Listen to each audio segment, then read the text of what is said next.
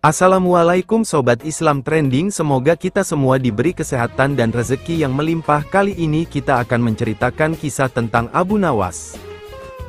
Pada suatu hari di kerajaan yang dipimpin oleh Raja Harun al-Rasyid telah terjadi huru-hara.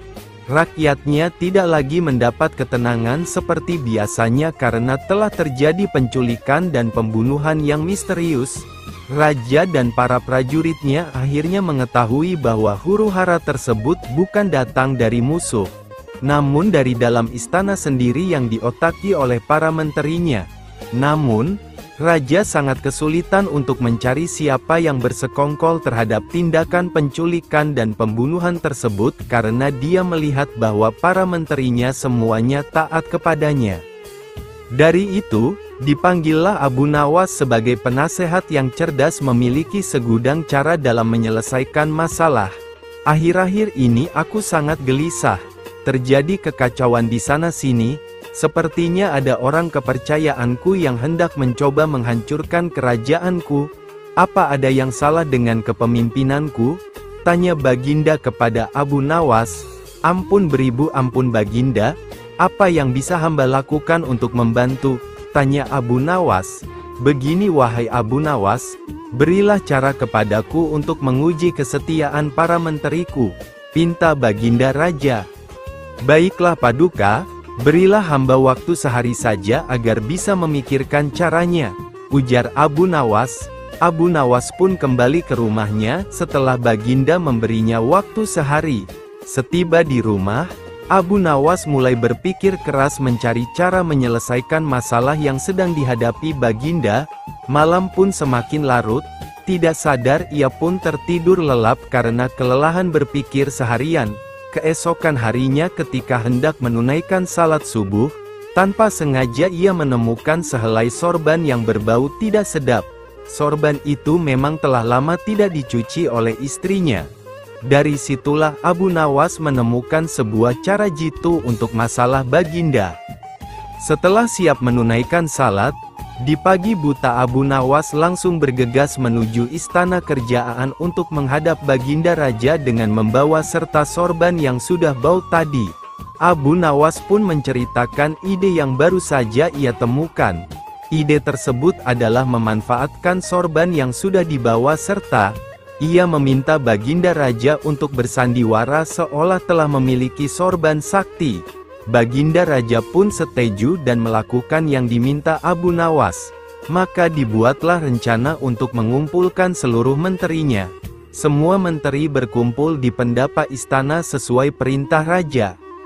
Di hadapan para menteri itu, Baginda Raja mengatakan bahwa ia telah mendapat hadiah berupa sorban sakti hasil pemberian dari kerajaan lain. Sedang salah satu kesaktian sorban itu adalah bisa menentukan masa depan kerajaan di masa yang akan datang. Lalu Baginda pun berseru, "Wahai para menteriku, bantulah aku untuk menentukan masa depan negeri ini," seru Raja. "Bagaimana caranya wahai Baginda?" tanya salah seorang menteri. "Masing-masing dari kalian, coba ciumlah sorban hadiah ini secara bergantian. Apabila berbau wangi, maka kerajaan ini akan damai, abadi, sentosa. Namun, apabila bau yang tercium busuk, maka kerajaan ini tidak akan lama lagi akan segera runtuh," jelas Baginda. Baginda pun memasuki sebuah ruangan, di mana para menteri akan bergiliran satu persatu dipanggil ke ruangan Baginda untuk mencium sorban sakti tersebut. Setelah semuanya telah mendapatkan giliran, maka dikumpulkanlah kembali para menteri-menterinya. "Bagaimana baunya?" tanya Raja. "Sorban ini baunya sangat harum. Niscaya kerajaan ini akan damai abadi," jawab menteri pertama. Menteri kedua dan ketiga menjawab sama dengan menteri pertama. Intinya adalah mereka berusaha untuk membuat rajanya senang. Giliran menteri keempat dan kelima angkat bicara. Di luar dugaan, menteri keempat dan kelima ini mengatakan bahwa sorab sakti tersebut baunya busuk dan menyengat hidung. Mendengar penyataan menteri keempat dan kelima itu, Baginda Raja akhirnya membuka rahasia bahwa sorban yang dikiranya sakti tersebut adalah milik Abu Nawas yang sudah usang dan tidak dicuci lama sekali. Kini aku tahu siapa di antara kalian yang selama ini telah berkhianat kepadaku. Kalian telah terbukti berbohong dan kalian pantas untuk dihukum berat, ujar Raja Harun. Menteri pertama, kedua dan ketiga pun mulai kalang kabut kebakaran jenggot, spontan saja mereka saling menyalahkan. Baginda pun tidak ambil pusing dengan memerintahkan pengawal menangkap dahulu mereka bertiga. Setelah diselidiki secara mendalam, maka terbuktilah mereka bertiga bersekongkol untuk menyingkirkan Baginda Raja. Para menteri pengkhianat itu pun segera dijebloskan ke penjara. Kepada menteri keempat dan kelima, Raja Harun al-Rasyid memberikan hadiah dan memuji kesetiaan yang telah diberikan oleh mereka.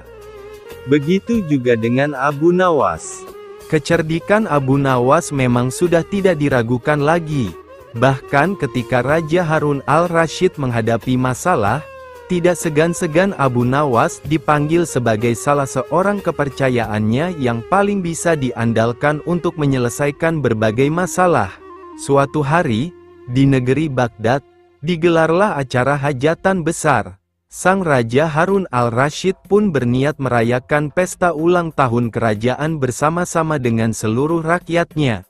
Pada hari yang telah ditunggu tiba, rakyat Baghdad dikumpulkan di depan pendapa istana.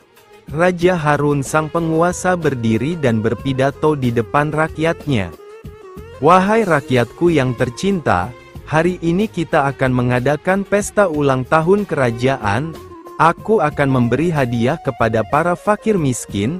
Aku juga akan memberikan pengampunan kepada para tahanan di penjara dengan mengurangi hukuman menjadi setengah dari sisa hukumannya. Seru Baginda kepada rakyatnya. Mendengar pidato sang raja, tentu saja rakyat Baghdad bersukaria. Mereka segera berpesta bersama dan menyantap aneka makanan yang telah disediakan. Tidak berapa lama kemudian, para pengawal istana membagi-bagikan hadiah kepada fakir miskin. Setelah dipastikan seluruh rakyatnya yang fakir miskin mendapatkan hadiah, raja pun memanggil para tahanan. Tahanan pertama yang mendapatkan kesempatan adalah bernama Sipolan. Hai Sipolan, berapa tahun hukumanmu? Tanya Baginda. 2 tahun Baginda, jawab Polan. Sudah berapa tahun yang kamu jalani? Tanya Baginda lagi. 1 tahun Baginda, jawab Polan. Kalau begitu, sisa hukumanmu yang 1 tahun aku kurangi menjadi setengah tahun sehingga hukumanmu tinggal 6 bulan saja, tegas Baginda. Selanjutnya, dipanggillah Ali. Berapa tahun hukumanmu Ali? Tanya Baginda. Dengan wajah sedih, Ali menjawab, mohon ampun Baginda, hamba dihukum seumur hidup. Jawab Ali. Mendengar jawaban Ali tersebut, Baginda menjadi bingung harus menjawab apa untuk mengurangi hukuman Ali. Di tengah kebingungannya, raja yang terkenal bijaksana ini teringat dengan akan Abu Nawas. Akhirnya, dipanggillah Abu Nawas. Tidak berapa lama kemudian, Abu Nawas yang turut serta dalam pesta ulang tahun kerajaan menghampiri sang raja yang sedang kebingungan itu. Abu Nawas, aku ada masalah mengenai hadiah pengampunan bagi Ali. Dia dihukum seumur hidup, sedangkan aku berjanji akan memberikan pengampunan setengah dari sisa hukumannya. Padahal aku tidak tahu sampai umur berapa Ali akan hidup. Sekarang aku minta nasihatmu, bagaimana caranya memberi pengampunan kepada Ali dari sisa hukumannya? Jelas Baginda Raja. Mendengar penuturan Baginda, Abu Nawas pun ikut bingung.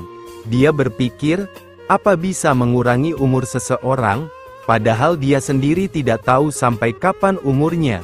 Hamba minta waktu Baginda, ujar Abu Nawas. Baginda pun akhirnya memberikan waktu sehari semalam saja untuk Abu Nawas. Tidak boleh lebih.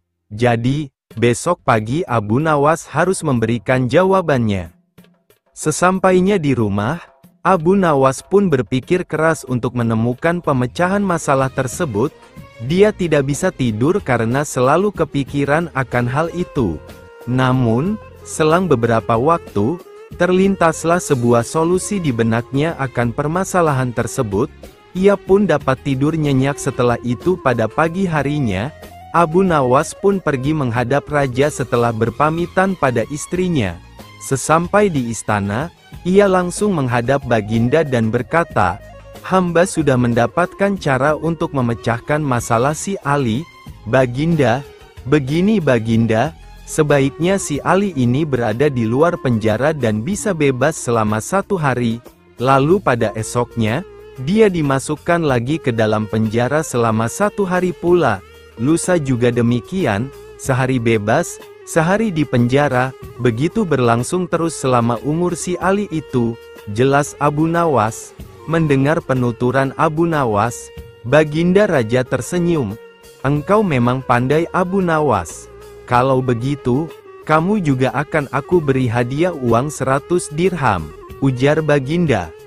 Pada suatu malam sang raja sangat murka melihat pekerjaan pengawal kerajaan yang tidak beres.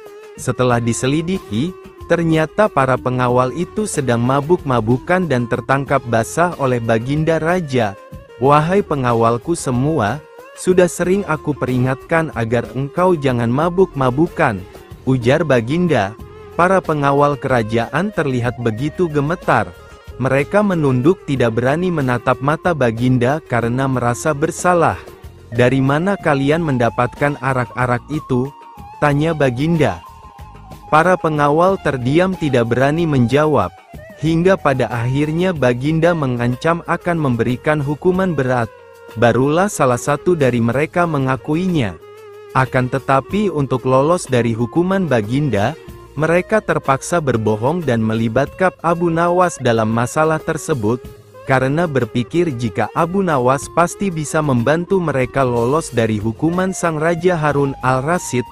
"Ampun Baginda, Abu Nawaslah yang membawa arak-arak itu kepada kami, dan ia juga yang mengajari kami mabuk-mabukan," kata salah seorang pengawal. Meski sangat terkejut, Baginda tidak percaya begitu saja jika Abu Nawas sampai bisa mengajak orang lain melakukan perbuatan buruk seperti itu. Baginda tahu jika itu adalah akal-akalan para pengawalnya saja untuk bisa lolos dari hukuman.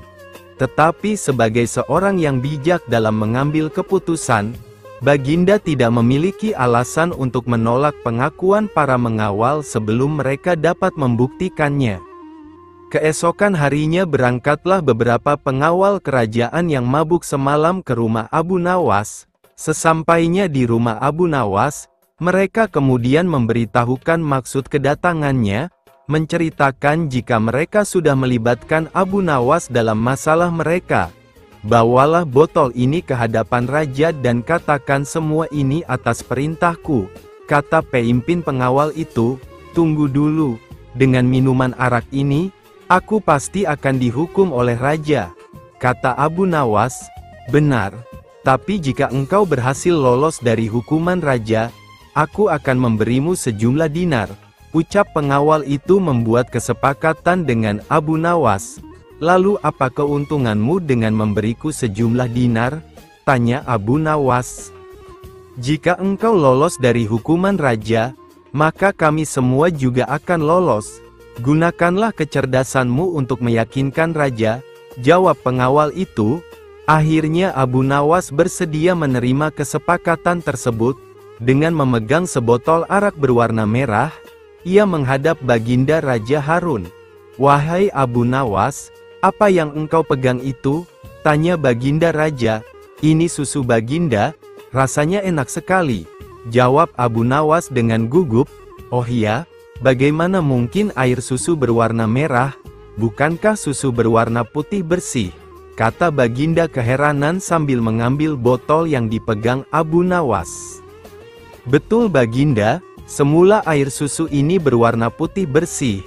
Saat melihat Baginda yang gagah rupawan, ia tersipu-sipu malu, dan menjadi merah merona, jawab Abu Nawas yang mencoba mengambil hati Raja Harun dengan menyebutnya seorang rupawan. Mendengar kata-kata Abu Nawas, Baginda kemudian tertawa meninggalkan Abu Nawas. Baginda Raja Harun al-Rasyid sebenarnya tahu bahwa yang di dalam botol itu adalah arak dan Abu Nawas tidak bersalah. Namun karena penyampaian Abu Nawas yang membanggakan hati, Baginda tidak memberikan hukuman kepada Abu Nawas dan juga para pengawal. Baiklah, untuk kalian semua aku maafkan.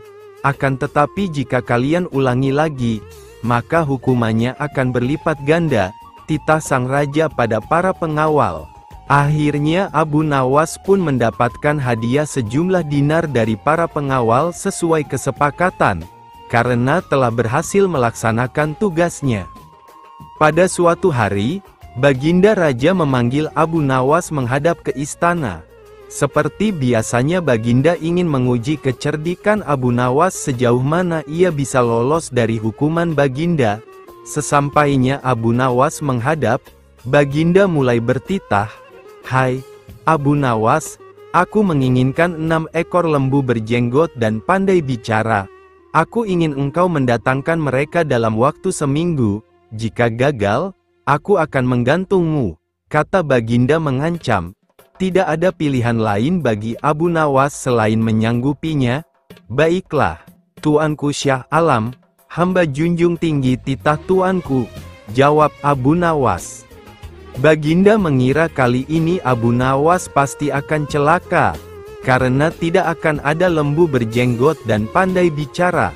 Setelah menerima titah Baginda, Abu Nawas memohon diri untuk pamit pulang ke rumah.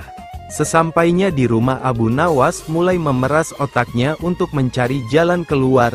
Berhari-hari ia terus di dalam rumah, tapi belum juga mendapatkan cara yang pas untuk masalah seperti itu, hingga tibalah di pagi ke-7 yang merupakan saat-saat yang mendebarkan. Akan tetapi Abu Nawas tidak ambil pusing karena semalam ia sudah menemukan cara yang jitu untuk mengganti hukumannya yang mengancam nyawa menjadi hadiah besar. Setelah selesai mandi dan sarapan, Abu Nawas pun berangkat menuju pasar. Tujuannya adalah mencari 6 ekor lembu yang pandai bicara. Sesampainya di pasar, di tengah kerumunan orang tiba-tiba ia berteriak, "Hai orang-orang muda, hari ini hari apa?" tanya Abu Nawas. Sontak pandangan semua mengarahkan padanya. Abu Nawas pun mulai menanyai mereka satu persatu. Namun dari sekian banyak orang yang menjawab, sebagian besar dari mereka tidak bisa menjawab dengan benar. Abu Nawas pun memperlihatkan kegeramannya pada orang-orang yang tidak bisa menjawab tadi. Begitu saja tidak bisa menjawab. Kalau begitu, mari kita menghadap Sultan Harun al-Rasyid untuk mencari tahu kebenaran yang sesungguhnya. Karena merupakan salah seorang kepercayaan Baginda Raja, mereka pun menuruti Abu Nawas untuk menghadap Baginda Raja. Abu Nawas memilih 6 orang di antara mereka yang paling bodoh untuk dihadapkan pada Baginda. Pendapa istana sudah dipenuhi oleh warga masyarakat ingin menyaksikan kehebatan atau nasib malang Abu Nawas jika nantinya gagal menjalani titah paduka raja. Pucuk dicinta ulam pun tiba. Abu Nawas yang dinanti-nanti sudah sampai dan segera menyembah paduka bersama 6 orang berjenggot. Baginda pun merasa sudah tidak sabar, kemudian bertanya, "Hai Abu Nawas, mana lembu berjenggot yang pandai bicara itu?" Tanpa banyak bicara, Abu Nawas pun menunjuk ke 6 orang yang dibawanya itu. "Mohon ampun Baginda, inilah mereka." "Hai Abu Nawas, apa maksudmu menunjuk pada mereka? Siapa mereka?" tanya Baginda kembali. "Ya, Baginda, tanyalah pada mereka sendiri hari apa sekarang," jawab Abu Nawas. Baginda Raja pun mencoba bertanya sesuai saran Abu Nawas. Ketika Sultan mulai bertanya, mereka pun memberikan jawaban berbeda-beda. Abu Nawas lalu berkata, "Jika mereka manusia, tentunya tahu hari ini hari apa. Bagaimana jika Baginda menanyakan hari yang lain? Akan tambah pusinglah mereka. Manusia atau hewankah mereka ini?" "Inilah lembu berjenggot yang pandai bicara itu, tuanku," kata Abu Nawas yang sontak membuat tawa penonton pecah seketika. Dan kembali mau tidak mau Abu Nawas telah lolos dari ancaman hukuman. Maka dari itu dengan sepantasnya Sultan pun memberikan hadiah 2000 dinar kepada Abu Nawas. Suatu hari Baginda Raja Harun al-Rasyid diserang penyakit yang sangat aneh. Tubuhnya terasa kaku dan pegal semua. Suhu badannya naik dan dia tak kuat untuk melangkah. Kondisi ini membuat Baginda tidak nafsu makan sehingga sakitnya bertambah parah. Bermacam tabib sudah didatangkan ke istana untuk mengobati Baginda, tetapi tidak satu pun berhasil. Baginda Raja tidak mau menyerah begitu saja. Tekad beliau untuk segera sembuh dan beraktivitas lagi sangatlah besar. Baginda akhirnya membuat sebuah pengumuman sayembara, barang siapa dapat menyembuhkan Baginda, maka dia akan diberi hadiah yang besar. Berita sayembara itu pun sampai ke telinga oleh Abu Nawas. Ia pun tertarik untuk mengikutinya. Ia mulai memutar otaknya memikirkan cara menyembuhkan Baginda Raja. Tidak berapa lama kemudian ia menuju istana untuk mengajukan diri mengobati Baginda Raja. Baginda sangat terkejut melihat pengajuan diri Abu Nawas. Mengingat ia bukanlah tabib, rasanya Abu Nawas tidak mungkin dapat mengobati Baginda. Wahai Abu Nawas, setahuku kamu itu bukan seorang tabib. Tapi mengapa engkau mengikuti sayembara ini? Tanya Baginda heran. Abu Nawas hanya tersenyum mendengar pertanyaan Baginda. Dengan segala kecerdasan pikirannya, akhirnya Abu Nawas berhasil meyakinkan Baginda untuk mempercayainya.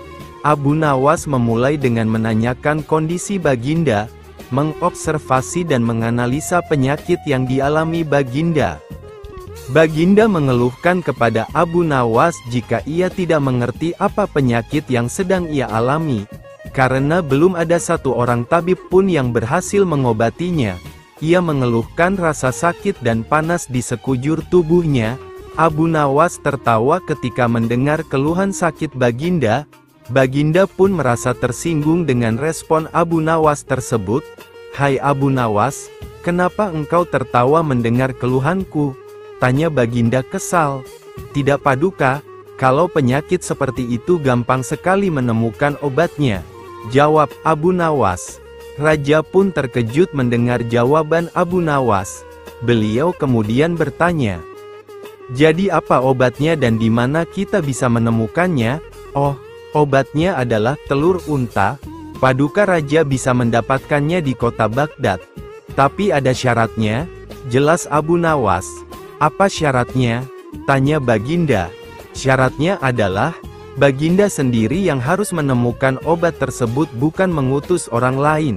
Jelas Abu Nawas. Tanpa pikir panjang, Baginda pun menerima syaratnya. Baginda segera bergegas menuju Baghdad menyamar sebagai rakyat biasa dan dikawal oleh beberapa pengawal kerajaan yang juga menyamar. Sesampai di kota Baghdad, mereka mengitari seluruh sudut pasar mencari penjual telur unta. Namun mereka tidak pernah kunjung menemukan telur unta yang dicari. Baginda dan para pengawal terus berusaha mencari tetapi hanya mendapatkan kelelahan, keletihan dan keringat saja.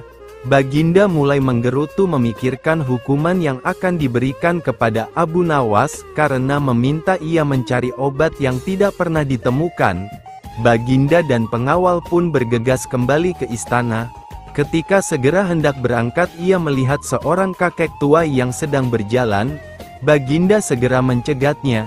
Tunggu kek, bolehkah saya bertanya sesuatu? Tanya Baginda. Ya boleh, jawab si kakek. Di mana saya dapat menemukan telur unta? Tanya Baginda. Ya boleh, jawab si kakek. Di mana saya dapat menemukan telur unta? Tanya Baginda. Telur unta? Si kakek kemudian terdiam sejenak lalu tertawa lebar. Si kakek pun menjelaskan jika tidak ada telur unta di dunia ini. Ia mengatakan jika hewan yang memiliki daun telinga itu melahirkan, bukan bertelur. Baginda dan para pengawal tersentak kaget bukan kepalang mendengar penjelasan si kakek. Dalam keadaan murka pada Abu Nawas karena telah mempermainkannya, Baginda segera kembali ke istana. Keesokan paginya Abu Nawas segera dihadirkan untuk menghadap. "Hai Abu Nawas, berani sekali kamu mempermainkan aku. Bukankah unta tidak bertelur?" ujar sang raja marah. "Betul, Paduka," jawab Abu Nawas. Tanpa penjelasan lebih lanjut dari Abu Nawas, Baginda langsung memerintahkan pengawal untuk memberikan hukuman berat kepada Abu Nawas. "Tunggu dulu Baginda, sebelum Baginda menghukum hamba, bolehkah hamba bertanya bagaimana kabar Baginda sekarang?" tanya Abu Nawas. "Alhamdulillah, aku sangat sehat sekarang dan begitu bersemangat ingin segera memberi hukuman padamu," jawab Baginda tanpa menyadari jika itu adalah pertanyaan jebakan Abu Nawas. "Berarti hamba berhasil menyembuhkan Paduka ya?" jawab Abu Nawas. Baginda Raja terdiam. Ia mulai menyadari jika sebelumnya adalah taktik Abu Nawas menyembuhkan dirinya meskipun dengan cara yang tidak masuk akal. Baginda pun tidak dapat berkata apa-apa selain mengakui kecerdikan Abu Nawas dan memberi hadiah atas keberhasilannya dalam sayembara menyembuhkan raja. Selama ini ia tidak sadar jika ia bukanlah sakit parah dan akan sembuh jika ia sering berolahraga menjaga kesehatannya. Suatu hari, Baginda Raja Harun al-Rasyid sedang berpikir keras di atas singgasananya. Ia sedang memikirkan cara untuk menjebak Abu Nawas dalam sebuah kesalahan, sehingga ia dapat memberi hukuman pada Abu Nawas. Rencana ini dilakukan bukan tanpa alasan. Sudah beberapa kali Abu Nawas telah membuatnya malu di depan para pejabat kerajaan. Berlatar belakang dendam inilah akhirnya raja hendak membuat jebakan terhadap Abu Nawas dan berharap Abu Nawas gagal menghadapi jebakan tersebut. Ketika cara sudah ditemukan, segala sesuatu pun mulai dipersiapkan. Abu Nawas lalu diundang dalam sebuah jamuan makan bersama para petinggi negeri. Ketika semua tamu undangan sudah berhadir termasuk sang target si Abu Nawas, Baginda pun mulai bertanya, "Wahai Abu Nawas, di depan mejaku itu ada sepanggang daging ayam yang lezat dan enak dilahap, tolong segera ambilkan." Perintah Baginda. Abu Nawas keheranan dengan perintah Baginda, karena tidak biasanya ia disuruh mengambilkan makanan raja. "Mungkin ini jebakan. Sepertinya aku harus waspada," pikir Abu Nawas. Ia pun menuruti perintah Baginda. Setelah mengambil ayam panggang tersebut, Abu Nawas kemudian bermaksud memberikannya langsung kepada Baginda sesuai perintah. Namun, Baginda belum langsung menerimanya. Akan tetapi ia kembali berkata, "Abu Nawas, di tangan kamu ada sepotong ayam panggang lezat.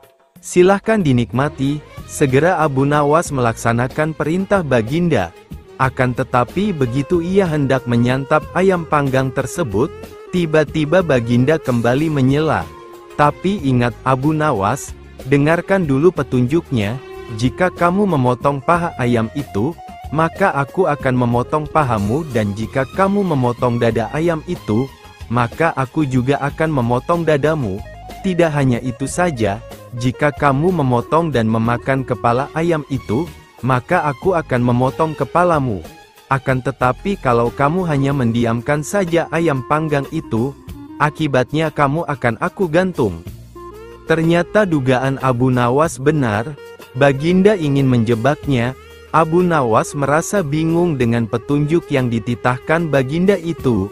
Dalam kebingungannya, ia semakin tersiksa karena ayam panggang lezat yang harusnya bisa memuaskan rasa laparnya sejak sampai di istana, tapi malah menjadi petaka baginya. Abu Nawas pun mulai memutar otak cerdasnya untuk menemukan ide meski sedang di bawah tekanan. Suasana di ruang makan itu menjadi tegang, para pejabat saling memandang dan ada yang berbisik kecil. Mereka yang hadir tidak mengerti dengan maksud Baginda terhadap Abu Nawas, karena mereka juga tidak diberitahukan sebelumnya. Mereka hanya bisa menebak-nebak di dalam hati. Waktu terus berjalan hingga beberapa saat lamanya. Baginda dan para pejabat kerajaan mulai menikmati hidangan yang disediakan. Sedang Abu Nawas hanya bisa memegang dan melihat-lihat ayam panggang saja. Tidak berapa lama setelah itu, Abu Nawas mulai bertingkah aneh. Ia mulai membolak-balikkan ayam panggang itu. Sejenak suasana menjadi hening. Kemudian Abu Nawas mulai mendekatkan ayam panggang itu tepat di indera penciumannya. Baginda dan para pejabat yang hadir mulai bingung dan tidak mengerti apa yang dilakukan Abu Nawas. Mereka terus memperhatikan Abu Nawas.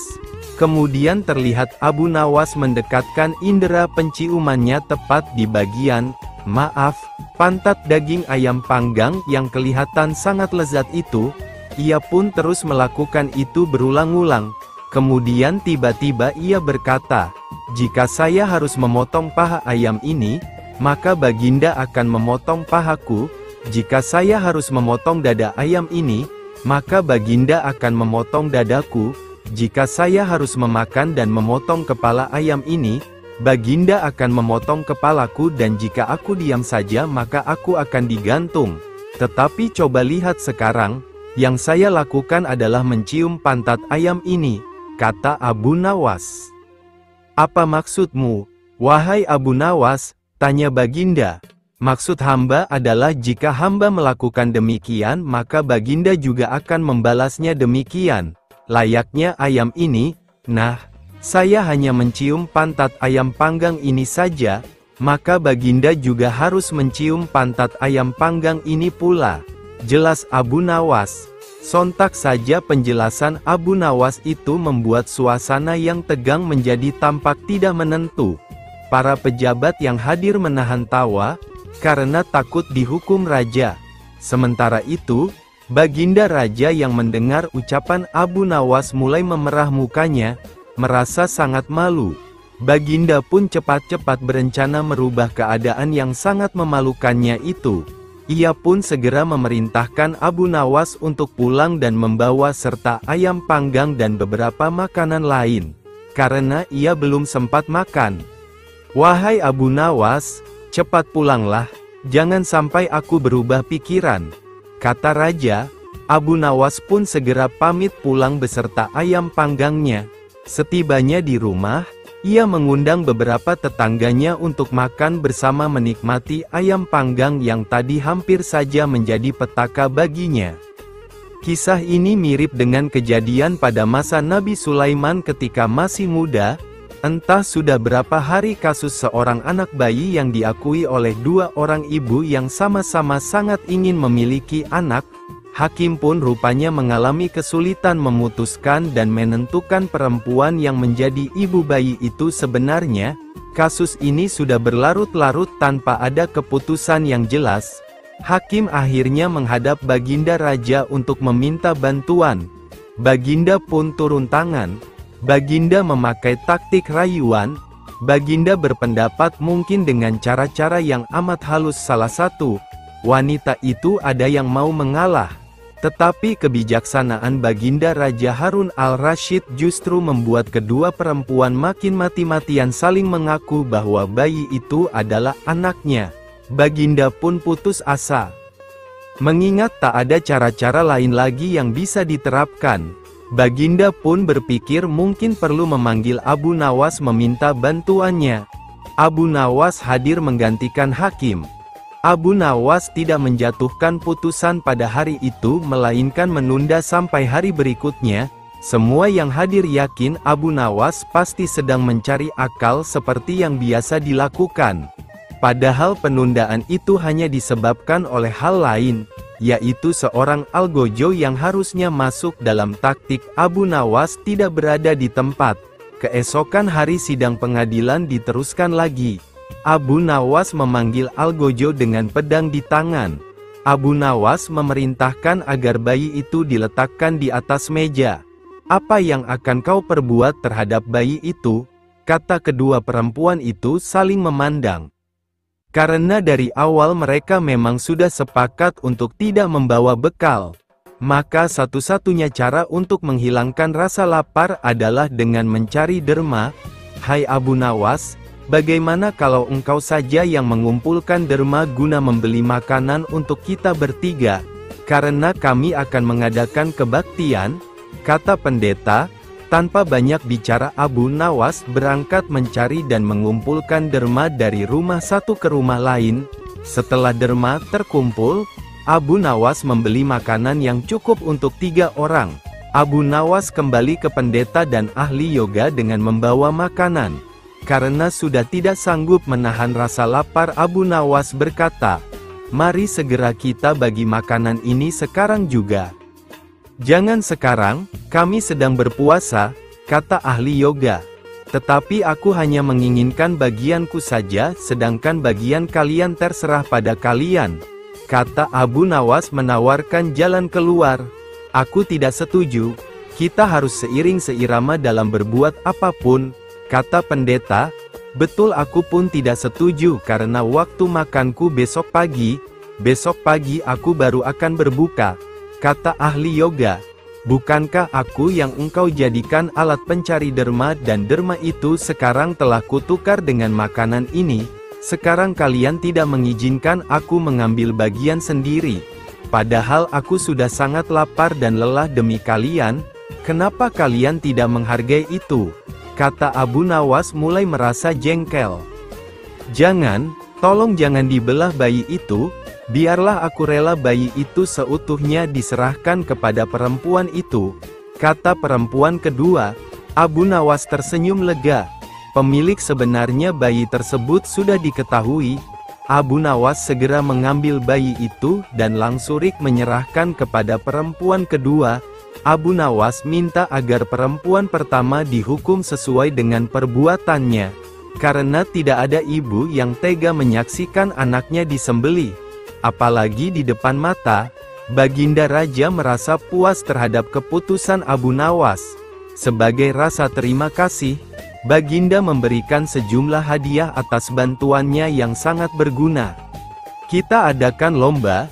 Barang siapa di antara kita bermimpi paling indah, maka ia akan mendapat bagian yang terbanyak, yang kedua lebih sedikit, dan yang terburuk akan mendapat paling sedikit," pendeta itu menjelaskan. Abu Nawas setuju. La tidak memberi komentar apa-apa. Ia sudah tahu jika itu memang akal bulus yang sudah mereka rencanakan untuk menjebaknya. Dan yang jelas mereka pasti tidak akan mengakui tentang kehebatan mimpi Abu Nawas nantinya. Oleh sebab itu ia pun mulai memikirkan jalan keluarnya. Hari pun mulai malam, embun mulai turun ke bumi, pendeta dan ahli yoga mengantuk dan tidur. Karena perut lapar, Abu Nawas tidak bisa tidur. La hanya berpura-pura tidur. Setelah merasa yakin kawan-kawan sudah terlelap, Abu Nawas menghampiri makanan yang sudah dibeli tadi.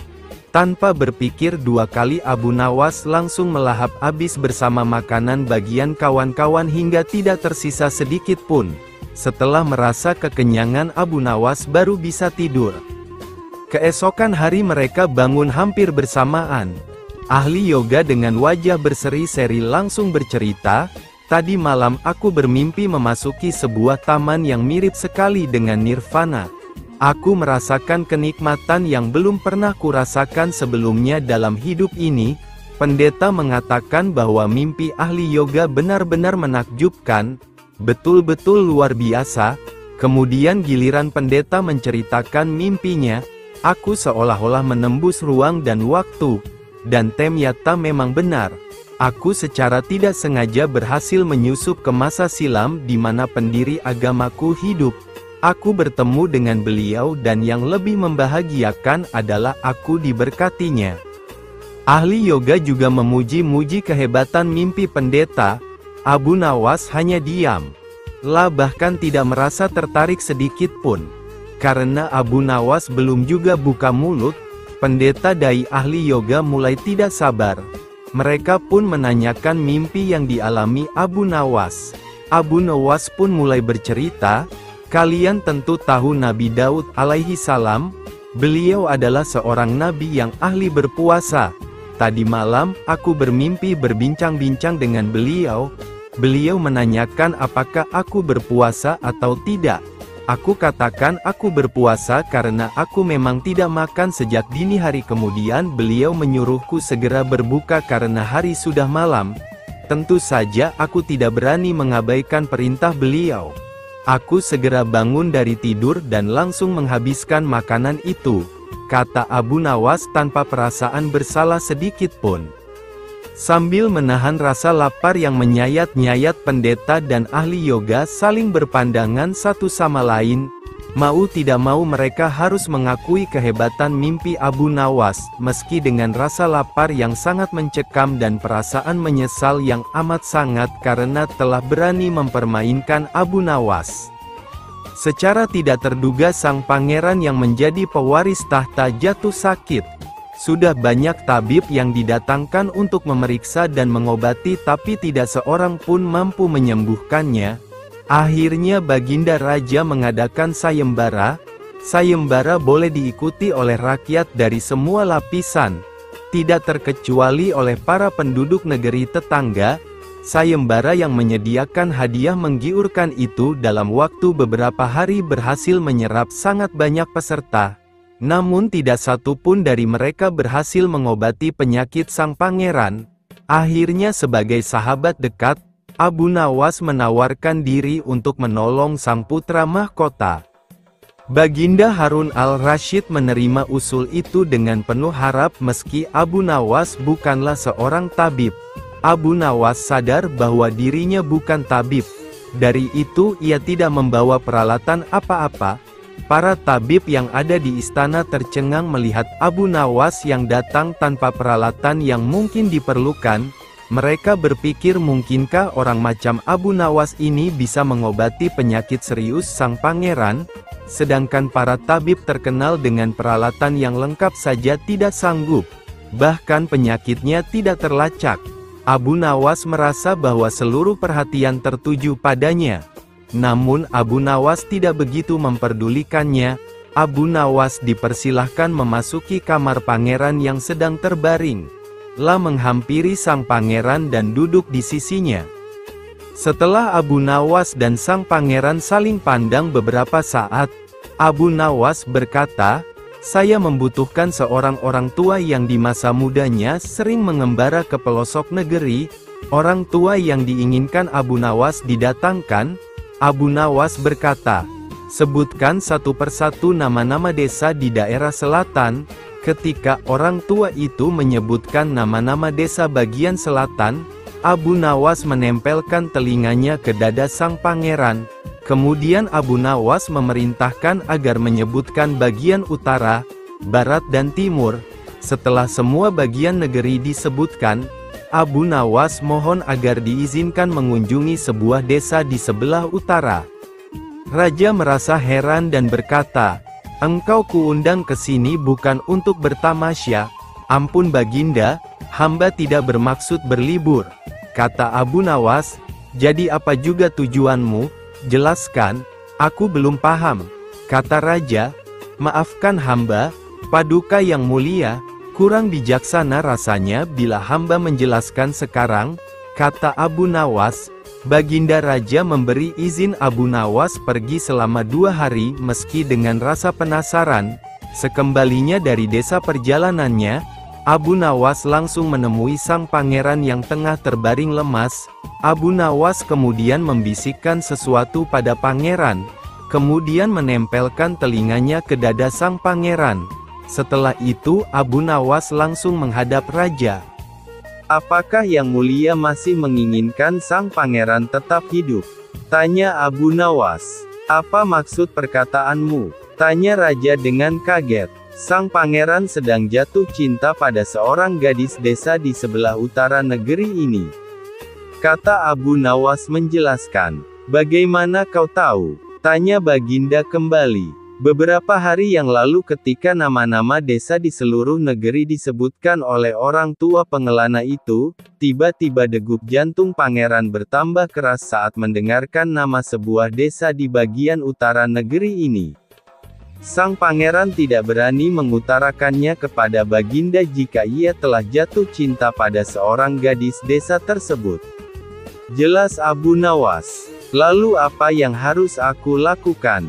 tanya Raja. "Cara satu-satunya adalah dengan mengawinkan pangeran dengan gadis desa itu," jawab Abu Nawas.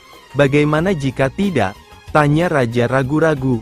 Cinta itu buta tuanku, bila kita tidak berusaha mengobati kebutaannya, maka ia akan segera mati, kata Abu Nawas meyakinkan. Baginda pun tidak bisa menolak saran Abu Nawas. Sang pangeran adalah pewaris tahta kerajaan. Abu Nawas benar. Begitu mendengar persetujuan sang baginda raja, sang pangeran berangsur-angsur pulih. Sebagai tanda terima kasih baginda raja, Abu Nawas diberi hadiah atas bantuannya. Abu Nawas berani bertaruh pada suatu sore ketika Abu Nawas ke warung teh, kawan-kawan sudah berada di situ. Mereka memang sengaja sedang menunggu Abu Nawas. Nah, ini Abu Nawas datang. Kata salah seorang dari mereka. Ada apa? Kata Abu Nawas sambil memesan secangkir teh hangat. Kami tahu engkau selalu bisa melepaskan diri dari perangkap-perangkap yang dirancang Baginda Raja Harun al-Rasyid, tetapi kami yakin kali ini engkau pasti dihukum Baginda Raja bila engkau berani melakukannya. Kawan-kawan Abu Nawas membuka percakapan. Apa yang harus kutakutkan? Tidak ada sesuatu apapun yang perlu ditakuti kecuali kepada Tuhan, kata Abu Nawas menentang. Selama ini belum pernah ada seorang pun di negeri ini yang berani memantati Baginda Raja Harun al-Rasyid. Bukankah begitu hai Abu Nawas? Tanya kawan Abu Nawas. Tentu saja tidak ada yang berani melakukan hal itu karena itu adalah pelecehan yang amat berat, hukumannya pasti dipancung. Kata Abu Nawas memberitahu, itulah yang ingin kami ketahui darimu, beranikah engkau melakukannya? Sudah kukatakan bahwa aku hanya takut kepada Tuhan saja. Sekarang apa taruhannya bila aku bersedia melakukannya? Abu Nawas ganti bertanya. 100 keping uang emas. Di samping itu Baginda harus tertawa tatkala engkau pantati, kata mereka. Abu Nawas pulang setelah menyanggupi tawaran yang amat berbahaya itu. Kawan-kawan Abu Nawas tidak yakin Abu Nawas sanggup membuat Baginda Raja tertawa, apalagi ketika dipantati. Kayaknya kali ini Abu Nawas harus berhadapan dengan Algojo pemenggal kepala. Minggu depan Baginda Raja Harun al-Rasyid akan mengadakan jamuan kenegaraan. Para menteri, pegawai istana dan orang-orang dekat Baginda diundang, termasuk Abu Nawas. Abu Nawas merasa hari-hari berlalu dengan cepat karena ia harus menciptakan jalan keluar yang paling aman bagi keselamatan lehernya dari pedang Algojo. Tetapi bagi kawan-kawan Abu Nawas hari-hari terasa amat panjang, karena mereka tak sabar menunggu pertaruhan yang amat mendebarkan itu. Persiapan-persiapan di halaman istana sudah dimulai. Baginda Raja menginginkan perjamuan nanti meriah karena Baginda juga mengundang raja-raja dari negeri sahabat. Ketika hari yang dijanjikan tiba, semua tamu sudah datang kecuali Abu Nawas. Kawan-kawan Abu Nawas yang menyaksikan dari jauh merasa kecewa karena Abu Nawas tidak hadir. Namun ternyata mereka keliru. Abu Nawas bukannya tidak datang tetapi terlambat sehingga Abu Nawas duduk di tempat yang paling belakang. Ceramah-ceramah yang mengesankan mulai disampaikan oleh para ahli pidato. Dan tibalah giliran Baginda Raja Harun al-Rasyid menyampaikan pidatonya. Seusai menyampaikan pidato, Baginda melihat Abu Nawas duduk sendirian di tempat yang tidak ada karpetnya. Karena merasa heran, Baginda bertanya, "Mengapa engkau tidak duduk di atas karpet?" "Paduka yang mulia, hamba haturkan terima kasih atas perhatian Baginda. Hamba sudah merasa cukup bahagia duduk di sini," kata Abu Nawas. "Wahai Abu Nawas, majulah dan duduklah di atas karpet, nanti pakaianmu kotor karena duduk di atas tanah." Baginda Raja menyarankan, "Ampun tuanku yang mulia, sebenarnya hamba ini sudah duduk di atas karpet." Baginda bingung mendengar pengakuan Abu Nawas. Karena Baginda melihat sendiri Abu Nawas duduk di atas lantai. "Karpet yang mana yang engkau maksudkan wahai Abu Nawas?" tanya Baginda masih bingung. Karena Baginda melihat sendiri Abu Nawas duduk di atas lantai. "Karpet yang mana yang engkau maksudkan wahai Abu Nawas?" tanya Baginda masih bingung. Karpet hamba sendiri tuanku yang mulia. Sekarang hamba selalu membawa karpet kemanapun hamba pergi, kata Abu Nawas seolah-olah menyimpan misteri. Tetapi sejak tadi aku belum melihat karpet yang engkau bawa, kata Baginda Raja bertambah bingung. Baiklah Baginda yang mulia, kalau memang ingin tahu maka dengan senang hati hamba akan menunjukkan kepada paduka yang mulia, kata Abu Nawas sambil beringsut-ringsut ke depan. Setelah cukup dekat dengan Baginda, Abu Nawas berdiri kemudian menungging menunjukkan potongan karpet yang ditempelkan di bagian pantatnya. Abu Nawas kini seolah-olah memantati Baginda Raja Harun al-Rasyid. Melihat ada sepotong karpet menempel di pantat Abu Nawas, Baginda Raja tak bisa membendung tawa, sehingga beliau terpingkal-pingkal diikuti oleh para undangan. Menyaksikan kejadian yang menggelikan itu, kawan-kawan Abu Nawas merasa kagum. 6 ekor lembu yang pandai berkata-kata. Pada suatu hari Sultan Harun Rasyid menyuruh panggil Abu Nawas pula datang menghadap Baginda. Sebab pikir Baginda, Abu Nawas sangat cerdik, jadi hendak diujinya. Maka Abu Nawas pun datanglah, lalu menyembah. Titah Sultan Harun Rasyid kepadanya, "Hai, Abu Nawas, aku menginginkan 6 ekor lembu yang pandai berkata-kata dan yang berjanggut. Dalam 7 hari ini hendaklah sudah ada ke-6 binatang itu di sini. Jika tiada dapat olehmu, niscaya engkau kusuruh bunuh." Sembah Abu Nawas, "Baiklah, Tuanku Syah Alam, patik junjung titah tuanku itu." Maka segala orang yang duduk pada majelis raja itu pun berkata sama sendirinya, sekali ini matilah Abu Nawas dibunuh oleh Sultan Harun Rasyid. Setelah itu maka Abu Nawas pun lalulah bermohon keluar, pulang ke rumahnya. Serta sampai, lalu ia duduk berdiam diri memikirkan kehendak Amirul Mukminin yang demikian itu. Sehari pun tiada ia keluar dari dalam rumahnya. Sekalian orang yang melihat hal Abu Nawas itu, heranlah. Setelah sampai akan hari yang dijanjikan oleh Sultan Harun Rasyid itu, barulah Abu Nawas keluar dari dalam rumahnya, lalu ia berjalan menuju ke pangkalan orang nelayan. Di tengah jalan ia bertemu dengan orang-orang yang berjalan ke pangkalan itu jua, lalu dipanggilnya, "Hai orang muda, hari ini apa harinya?" Yang mana mengatakan yang betul hari itu, dilepaskan oleh Abu Nawas dan yang salah jawabnya, ditahannya orang itu. Maka berlain-lainlah jawab mereka itu, seorang mengatakan hari ini, seorang mengatakan hari itu, seorang pun tak ada yang betul jawabnya. Kata Abu Nawas kepada orang itu, "Kata engkau, hari ini dan hari anu, di sini tak ada ini, tak ada itu, tak ada anu, melainkan esok hari barulah yang betul, kita pergi menghadap Sultan Harun Rasyid, di sanalah baru dapat yang betul itu." Keesokan harinya, pada majelis Raja Harun Rasyid telah banyak orang berhimpun hendak melihat hal Abu Nawas juga, apakah jawabnya kepada Baginda. Kemudian datanglah Abu Nawas serta membawa 6 orang yang berjanggut. Telah sampailah Abu Nawas ke hadapan Baginda. Lalu ia berdatang sembah serta duduk pada majelis itu. Maka Raja Harun Rasyid pun bertitah kepadanya, "Hai Abu Nawas, manatah lembu yang pandai berkata-kata dan yang berjanggut itu?" Sembah Abu Nawas sambil menunjuk kepada orang yang berenam itu, "Inilah ya Tuanku Syah Alam," sabda Amirul Mukminin. "Hai Abu Nawas, apa yang engkau tunjukkan kepadaku ini?" Sembah Abu Nawas, "Ya Tuanku Syah Alam, tanyakanlah kepada mereka itu hari apakah sekarang ini." Maka ditanyailah oleh Sultan Harun Rasyid orang-orang itu, berlain-lainlah nama hari yang mereka sebut itu. Kata Abu Nawas pula, "Jikalau mereka manusia, tahulah mereka akan nama hari itu. Apabila, jika tuanku tanyakan hari yang lain-lain, tentu bertambah-tambah tiada diketahuinya. Manusiakah atau binatangkah yang demikian itu? Inilah lembu yang pandai berkata-kata serta berjanggut, ya tuanku."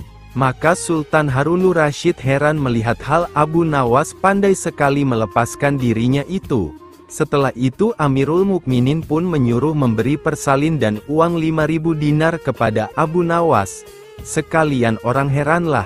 Setelah sudah bermohonlah segala mereka itu pulang ke rumahnya masing-masing dengan sukacita. Abu Nawas pun pulang juga. Suatu masa hidup seorang laki-laki yang punya sifat kikir, pelit, lah mempunyai sebuah rumah yang cukup besar. Di dalam rumah itu, dia tinggal bersama seorang istri dan 3 orang anaknya yang masih kecil-kecil. Laki-laki ini merasa rumahnya sudah sangat sempit dengan keberadaannya dan keluarganya. Namun untuk memperluas rumahnya, sang lelaki ini merasa sayang untuk mengeluarkan uang, lah kemudian memutar otaknya, bagaimana caranya agar ia bisa memperluas rumahnya tanpa mengeluarkan banyak uang. Akhirnya, ia mendatangi Abu Nawas, seorang yang terkenal cerdik di kampungnya. Pergilah ia menuju rumah Abu Nawas. Si lelaki, "Salam hai Abu Nawas, semoga engkau selamat sejahtera." Abu Nawas, "Salam juga untukmu hai orang asing. Ada apa gerangan kamu mendatangi kediamanku yang reot ini?" Si lelaki lalu menceritakan masalah yang ia hadapi. Abu Nawas mendengarkannya dengan seksama. Setelah si lelaki selesai bercerita, Abu Nawas tampak terpekur sesaat, tersenyum, lalu ia berkata, "Hai Fulan, jika kamu menghendaki kediaman yang lebih luas, belilah sepasang ayam, jantan dan betina, lalu buatkan kandang di dalam rumahmu. 3 hari lagi kau lapor padaku, bagaimana keadaan rumahmu." Si lelaki ini menjadi bingung, apa hubungannya ayam dengan luas rumah, tapi ia tak membantah. Sepulang dari rumah Abu Nawas, ia membeli sepasang ayam, lalu membuatkan kandang untuk ayamnya di dalam rumah. 3 hari kemudian, ia kembali ke kediaman Abu Nawas, dengan wajah berkerut. "Abu Nawas, bagaimana Fulan, sudah bertambah luaskah kediamanmu?" Si lelaki, "Boro-boro ya Abu. Apa kamu yakin idemu ini tidak salah? Rumahku tambah kacau dengan adanya kedua ekor ayam itu. Mereka membuat keributan dan kotorannya berbau tak sedap." Abu Nawas, sambil tersenyum, "Kalau begitu tambahkan sepasang bebek dan buatkan kandang di dalam rumahmu, lalu kembalilah kemari 3 hari lagi." Si lelaki terperanjat. "Kemarin ayam, sekarang bebek, memangnya rumahnya peternakan, apa?" Atau si cerdik Abu Nawas ini sedang kumat jahilnya. Namun seperti saat pertama kali, ia tak berani membantah, karena ingat reputasi Abu Nawas yang selalu berhasil memecahkan berbagai masalah. Pergilah ia ke pasar, dibelinya sepasang bebek, lalu dibuatkannya kandang di dalam rumahnya. Setelah 3 hari ia kembali menemui Abu Nawas. "Abu Nawas, bagaimana Fulan, kediamanmu sudah mulai terasa luas atau belum?" Si lelaki, "Aduh Abu, ampun, jangan kau mengerjai aku. Saat ini adalah saat paling parah selama aku tinggal di rumah itu. Rumahku sekarang sangat mirip pasar unggas, sempit, padat, dan baunya bukan main." Abu Nawas, "Wah, bagus kalau begitu, tambahkan seekor kambing lagi. Buatkan ia kandang di dalam rumahmu juga, lalu kembali ke sini 3 hari lagi." Si lelaki, "Apa kau sudah gila? Abu, kemarin ayam, bebek dan sekarang kambing, apa tidak ada cara lain yang lebih normal?" Abu Nawas, "Lakukan saja, jangan membantah." Lelaki itu tertunduk lesu. Bagaimanapun juga yang memberi ide adalah Abu Nawas, si cerdik pandai yang tersohor. Maka dengan pasrah pergilah ia ke pasar dan membeli seekor kambing. Lalu ia membuatkan kandang di dalam rumahnya. 3 hari kemudian dia kembali menemui Abu Nawas. "Abu Nawas, bagaimana Fulan, sudah membesarkah kediamanmu?" Si lelaki, "Rumahku sekarang benar-benar sudah jadi neraka.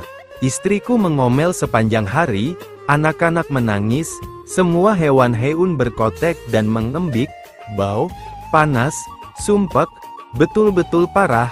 Ya Abu, tolong aku. Abu, jangan suruh aku beli sapi dan mengandangkannya di rumahku. Aku tak sanggup ya Abu. Abu Nawas, baiklah. Kalau begitu, pulanglah kamu, lalu juallah kambingmu ke pasar. Besok kau kembali untuk menceritakan keadaan rumahmu. Si lelaki pulang sambil bertanya-tanya dalam hatinya, kemarin disuruh beli, sekarang disuruh jual, apa maunya si Abu Nawas? Namun, ia tetap menjual kambingnya ke pasar. Keesokan harinya ia kembali ke rumah Abu Nawas. Abu Nawas, bagaimana kondisi rumahmu hari ini? Si lelaki, yah, lumayanlah Abu, paling tidak bau dari kambing dan suara embikannya yang berisik sudah tak kudengar lagi. Abu Nawas, kalau begitu juallah bebek-bebekmu hari ini. Besok kau kembali kemari.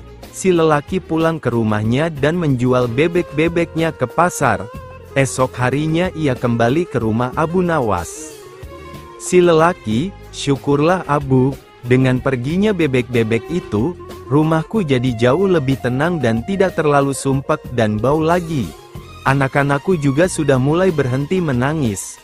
Abu Nawas, bagus, kini juallah ayam-ayammu ke pasar dan kembali besok.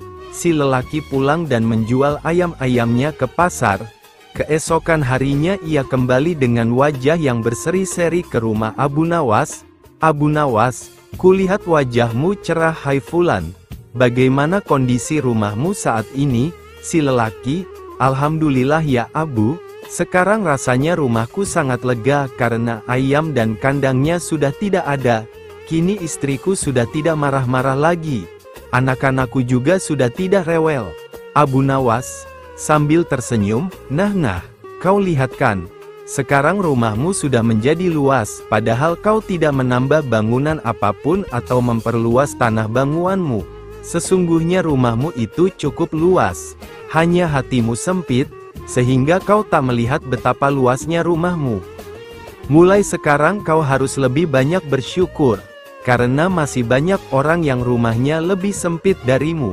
Sekarang pulanglah kamu, dan atur rumah tanggamu, dan banyak-banyaklah bersyukur atas apa yang dirizkikan Tuhan padamu, dan jangan banyak mengeluh. Si lelaki pun termenung sadar atas segala gambar layar telah disimpan ke pictures. Kekeliruannya, ia terpana akan kecendikiaan sang tokoh dan mengucapkan terima kasih pada Abu Nawas.